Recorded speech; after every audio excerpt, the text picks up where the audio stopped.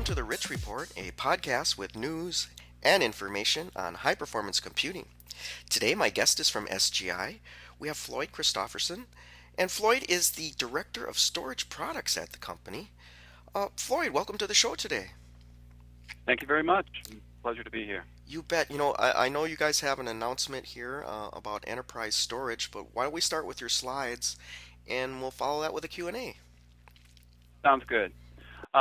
What we're introducing is SGI NAS, which is really a scalable, modular, open storage solution. And those words are important because it's really building on, as I go to slide 2, it's building an enterprise-class open storage NAS and software with our SGI Modular Infinite Storage hardware that really creates an open storage or unified storage approach to enterprise-class storage.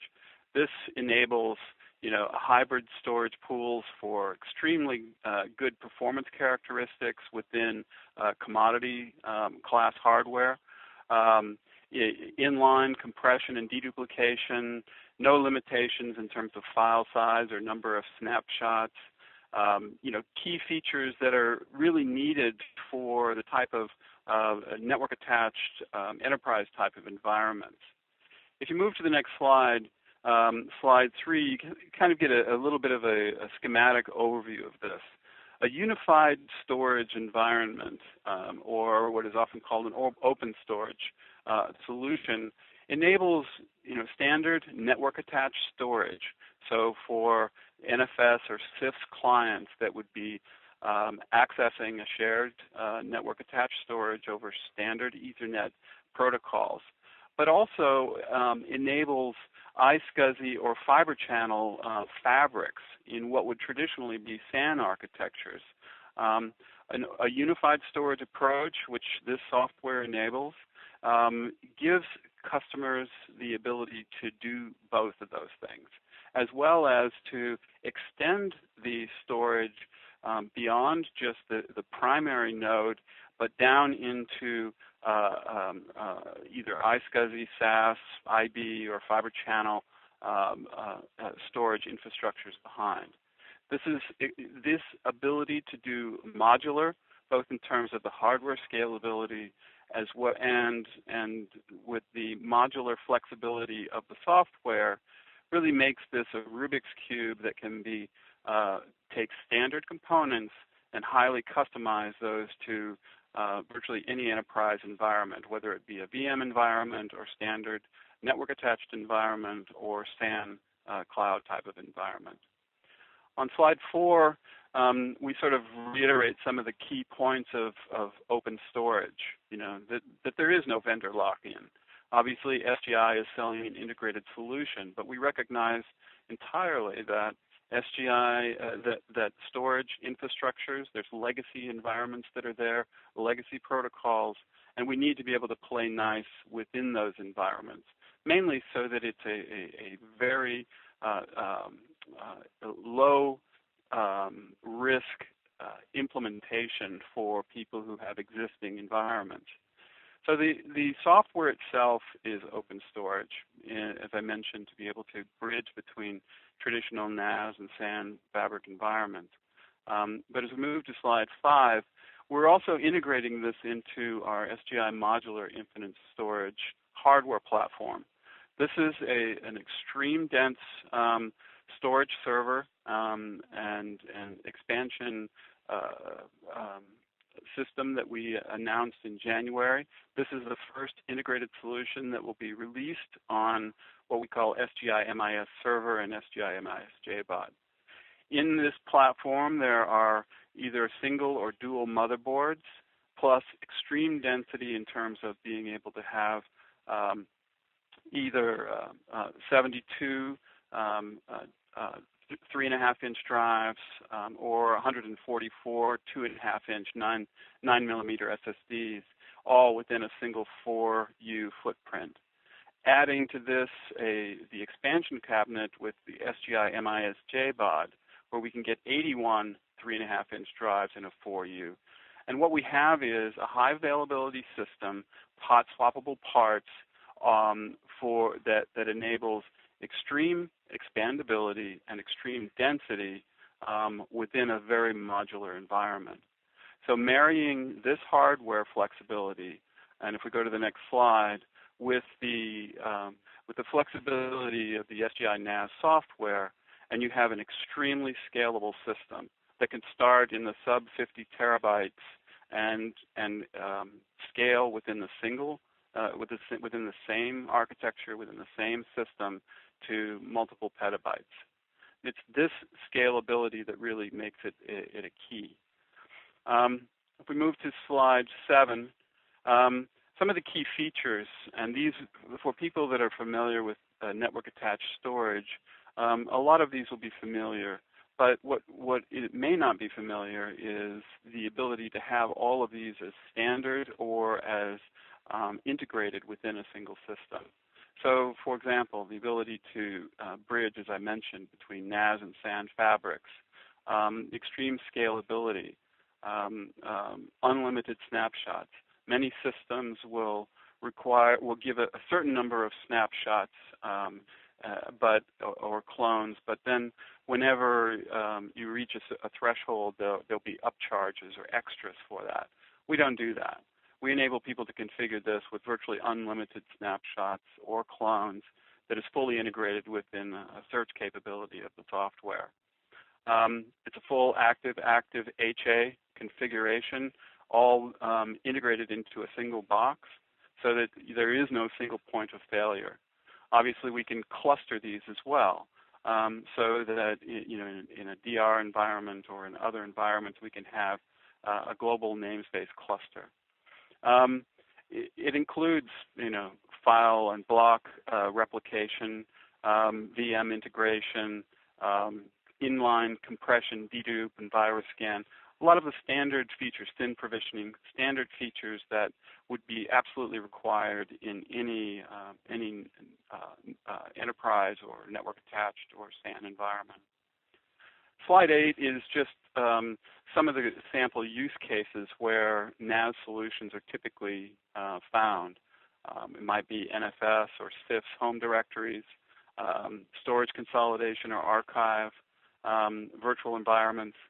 And you'll see that scalability, the lack of restrictions, both in terms of feature and as well as in inherent protection of the file system, gives a tremendous amount of flexibility in addressing, in a very differentiated way, both from the hardware side and also from the software side, these common use case scenarios. Slide 9 is sort of a thumbnail view. Obviously, product comparisons can always be a little bit of apples and apples, apples and oranges. But I think the key takeaway here is that hybrid storage pools, for example, for performance, or included deduplication or native compression, and just the significant scalability of the system is all assumed to be included. Our experience is in our customer base, and we see this over and over again, people do not like to have to pay a tax for growing their business. And so we build into this the common things that people want, and as they grow, they only add the storage and capacity that they need, but they're not asked to pay a penalty for increased protection with snapshots, or being able to restore a snapshot, or being able to do cloning or data vaulting or other standard things. Slide 10 sort of reiterates some of those things, but focuses on the key differentiation. Cloud storage efficiency. These are some of the things I mentioned in the previous slides: dedupe, thin provisioning, compression. Being able to virtualize storage or work within a virtualized environment. A unified storage solution that provides single pane of glass management for VMware, Xen, or Hyper-V environments is absolutely important in this sector. The ability to scale up and out. As I've mentioned, the hardware itself has got tremendous scalability without taking massive amounts of real estate. But we can include in a single rack what others require multiple racks, whether in a data center environment or colo facilities. Each of those racks and each of those power drops adds to additional cost. So density translates into cost savings, efficiency, and the ability to be flexible.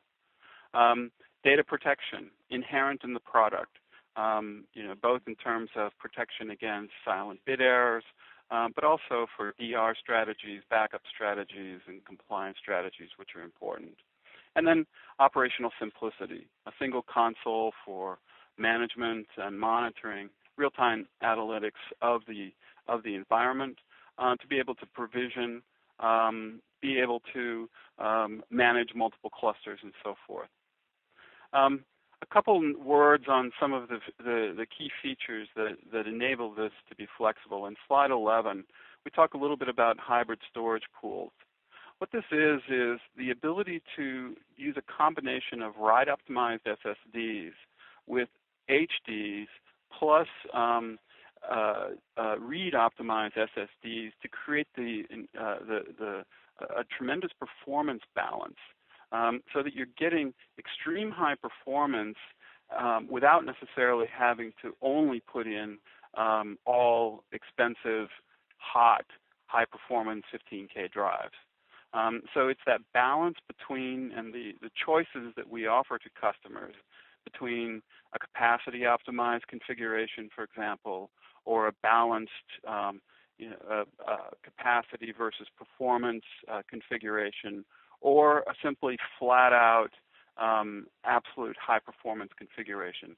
All of these variables provide choice within the same hardware architecture, within the same hardware platform, within the same software platform, but enable customers to tune the system and order the system tuned to their specific needs. We see this over and over again, that customers don't want to have to just block into file size or growth sizes based on what a vendor selects. They've got their own priorities, and that's what we've tried to do in optimizing the system. Slide 12, it iterates some of the plugins for auto sync or auto tiering. Basically, what this does is these are the type of plugins that enable management of multiple tiers, multiple environments, both in terms of a DR strategy or a backup and recovery strategy. These, again, are inline processes, deduplication, for example, to reduce the amount of data that is totally required, or data storage that is required, particularly important in a backup or in a replication type of a scenario, a multi-site replication scenario. Slide 13 illustrates another strategy. We have another plugin called namespace cluster that enables really an unlimited scale out of multiple NFS storage islands.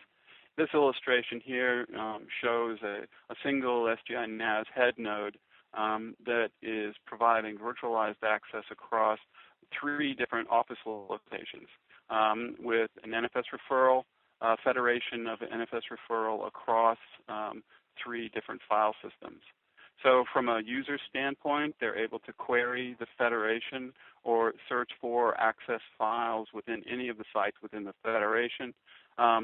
This is useful particularly if you have a legacy environment and you need to be able to federate or consolidate old systems or old environments, but also to be just from a logistics standpoint of different divisions within a company or different floors, different things. So it's again using the same ease of use GUI. If you go to slide 14, it's the single same integrated pane of glass for managing. All of the control can be managed of any server in the namespace can be managed from the same point.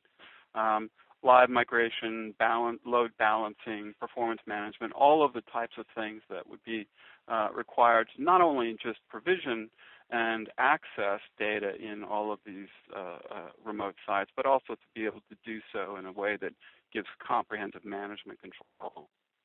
And finally, slide 15. Again, the key here is flexibility, scalability, density. Density for cost savings, to be able to ensure that you're not sprawling out in real estate. Flexibility in both the modular nature of the underlying hardware and the flexible nature of the software, but also a no-compromise feature suite based on open storage principles and a unified storage approach. This is SGI NAS, and this is really the next step in SGI's integrated solutions on our key modular hardware. Yeah, well, thanks for that, Floyd. A question about the form factor. Are there different, does it all come packaged in the modular infinite storage high density enclosure, or do you have more traditional form factors as well? That's a good question. Yeah, obviously because the MIS platform is unique to SGI, we feature this. It's with the dual motherboards and so forth. But we're also going to be introducing a gateway version of this that will be in a 2U standard storage server, and we can integrate this really in virtually any commodity hardware. So there's a certification process for the motherboard and CPUs, but this is really meant to be something that can integrate within virtually any hardware. Very slick. So I was curious about, I saw you were using ZFS, the old Sun technology. That's right. There isn't Solaris lurking inside this thing, is there? Or how are you implementing that? Yeah, well, it was actually built on Open Solaris with Open ZFS, but that's obviously with that community. As that community migrates, that's also migrating in the next release. But it will still be based on that same code base. Okay, and it's same. You have a DTrace as well. Is that the same story there? As how you're exactly. Leveraging? Exactly. Terrific. And I wasn't familiar with RAID level Z. Is that a ZFS? Yeah, that's thing? inherent. That's inherent to ZFS. It's comparable to RAID 6 in standard sort of RAID topologies. Oh, terrific. Okay, and that helps you with the silent data corruption, right? That's how you Absolutely you attain that feature. That's very interesting. So I guess kind of a wrap-up question here, Floyd. SGI is of course well known in the HPC space, but this really sounds like an enterprise play for companies that need the performance. Do you have are you going to sell right to your existing accounts, or do you think this represents a whole new line of business for SGI? I would say that it's more the former and expanding into the latter, meaning, what you see is, and I've used the word enterprise multiple times simply because a lot of our other storage solutions have really been focused on the bleeding edge of the HPC world. And even something as simple as management GUIs. I mean, some of our customers they prefer a CLI. They don't want a management GUI. Right. I mean, and features such as some of the enterprise features are not interesting. But what is interesting, and what becomes the common denominator, is really the unified storage approach. The ability to easily provision, easily access across multiple storage pools. So we're introducing a product that has the kind of enterprise features that channel partners and standard enterprises will use, but we've seen this as a big demand even amongst the scientific customers and traditional HPC customers. So by being able to merge this together in this very flexible package, we think that we can actually address both of those market demands. Well, that's terrific. Well, Floyd Christofferson, I want to thank you once again for coming on the show today. It's been my pleasure. Thank you for having me. You bet. Okay, folks, that's it for the Rich Report. Stay tuned for more news and information on high performance computing.